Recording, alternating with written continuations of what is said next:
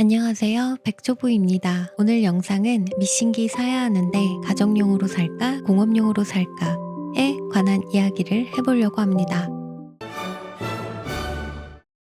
미싱을 처음 사려고 하면 가정용으로 시작해야 할지 공업용으로 시작해야 할지 고민되시잖아요. 저도 처음 미싱 시작할 때 고민하다가 공업용 본봉을 먼저 구입했는데요. 어차피 나중에 공업용으로 바꾸게 된다는 말을 어디서 봐가지고 공업용으로 샀어요. 아니 근데 처음 만들어 보겠다 시도한 것이 하필 단추가 많이 달린 잠옷이었거든요. 그래서 단추구멍을 만들어야 했는데 공업용 본봉 미싱엔 그런 기능이 없더라고요. 비싸게 주고 샀는데 단추구멍은 못 만드는구나. 직선만 되는구나. 아무튼 검색을 해보니까 공업용도 단추구멍 노루발이 있긴 있더라고요. 이걸 보시면 아시겠지만 괜히 설치 잘못했다가 고장 내먹을 것 같아서 급 포기를 하고 단추구멍을 만들 수 있는 가정용 미싱을 한 대 더 사야겠다 생각하고 검색을 했는데 때마침 운명처럼 단추구멍 기능이 강조된 가정용 미싱이 신상으로 출시한 거예요. 이것은 운명이다 해서 바로 구매를 했는데요. 아무튼 일단 만약에 제가 다시 시간을 되돌릴 수 있어서 미싱 처음 사던 날로 돌아간다면 가정용으로 먼저 시작했을 것 같아요. 아무튼 공업용 미싱은 노루발 들 때도 무릎 리프트가 있어서 무릎으로 제끼면 되니까 엄청 편하고 좋거든요. 피로감이 확실히 적어요.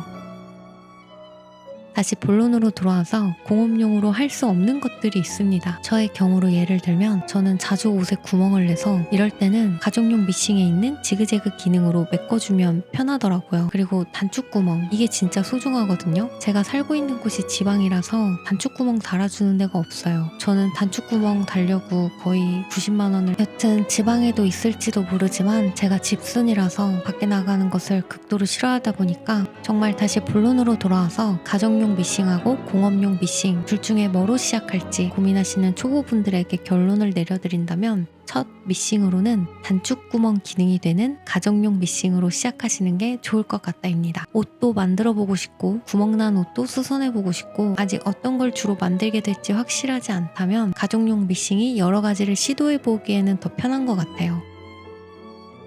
만들고 싶은 품목이 확실하고 핸드메이드 소품을 반복해서 제작하거나 판매할 계획이 있으시다면 공업용 미싱을 추천드립니다. 간단히 정리하면 아직 여러 가지를 해보고 싶다면 가정용, 만들 품목과 작업 방식이 확실하다면 공업용을 추천드립니다. 물론 이것도 사람마다 만드는 물건이나 작업 환경이 다르니까 제 경험을 기준으로만 가볍게 봐주세요. 그런데 사실 미싱이 너무 재미있어지면 뭘 먼저 샀는지가 별로 중요하지 않을 수도 있어요. 가정용으로 시작하면 공업용이 궁금해지고 공업용으로 시작하면 가정용 기능이 필요해지고요. 그러다 오버록 미싱도 사고 싶고 커버 스티치 미싱도 사고 싶고 자수되는 자수 미싱도 사고 싶고